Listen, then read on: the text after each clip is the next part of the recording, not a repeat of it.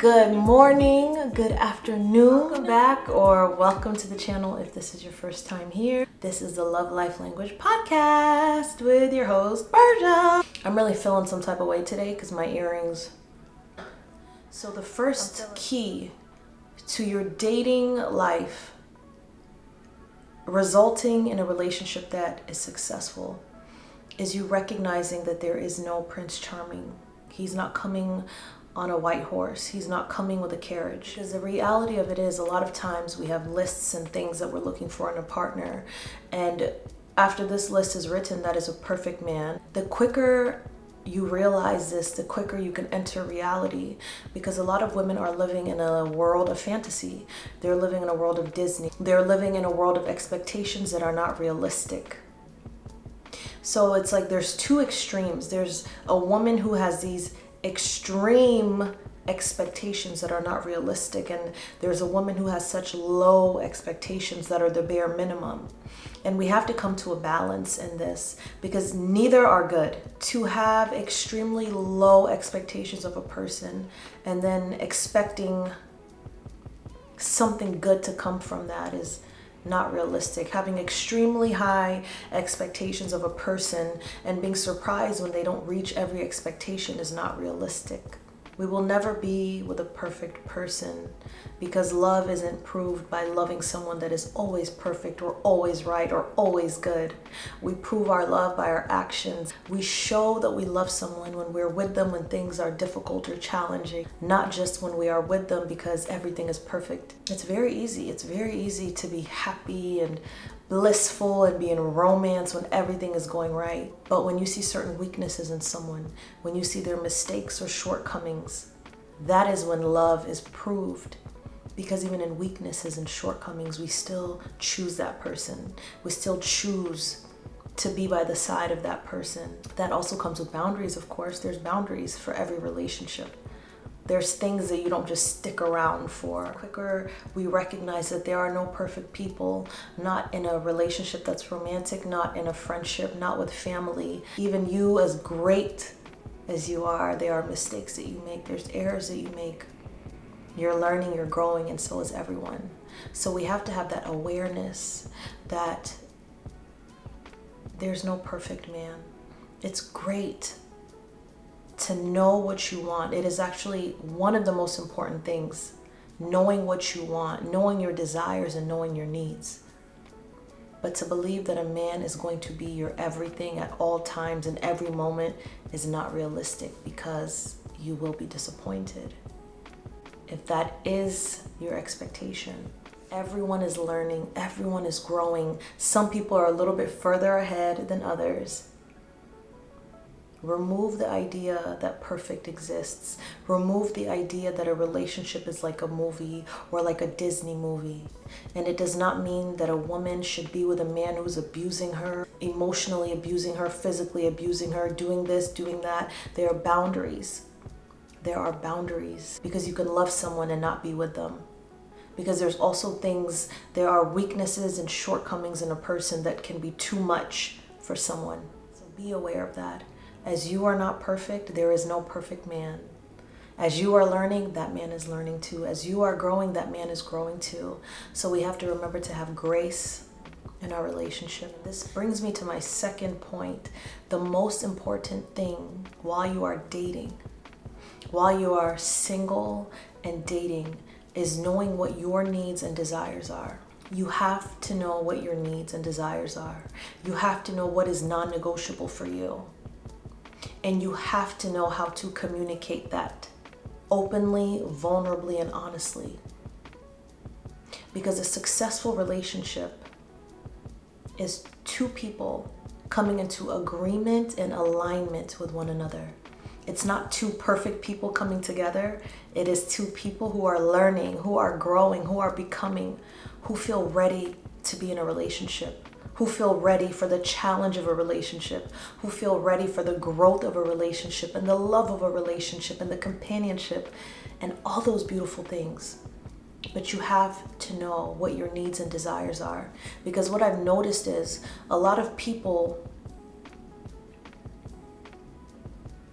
A lot of people are not communicating their needs and desires openly and honestly and vulnerably, meaning they might neglect certain needs and desires just to get a relationship, just to get companionship, just to get that feeling of liking someone. They'll disown certain morals and values for that relationship. Or they'll disregard their needs and desires for that relationship. And in the short term or in the long run, they end up disappointed. And that relationship does not last because they never communicated their needs and desires. If you are someone who desires relationship, if you desire marriage, if you desire family, that is something to be communicated. It's not something to brush over. You need to be able to identify what is not for you. Because a lot of time is wasted in things that were never for you. If we don't know our needs, if we don't know our desires, if we don't have that in our heart, it will either be compromised, disregarded, or disowned. Oftentimes, people are disowning their needs and desires. They're not communicating their needs or desires because they're afraid if they say it, that person will reject it. We have to learn how to communicate openly and vulnerably and honestly without fear of rejection.